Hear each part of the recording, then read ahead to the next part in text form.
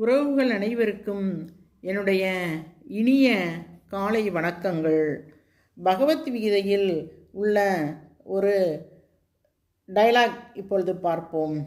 அதாவது, அதிகம் பேசாதவனை இந்த உலகம் அதிகம் விரும்புகிறது, அளந்து பேசுபவனை இந்த உலகம் அதிகம் மதிக்கிறது, அதிகம் செயல்படுபவனை இந்த உலகம் கைகூப்பி தொழுகின்றது. எனவே இந்த உலகம் நம்மை கைகூப்பி தொழ வேண்டுமென்றாலும், நாம் அதிக பலன்களை பெற வேண்டுமென்றாலும் நம்முடைய பேச்சை குறைத்துவிட்டு நாம் அதிகமாக உழைக்க வேண்டும், அதிகமாக செயல்பட வேண்டும். நாம் அதிகமாக செயல்பட்டால்தான் சிறந்த நல்ல பலன்களை அடைய முடியும். அதிகமாக உற்சாகத்துடன்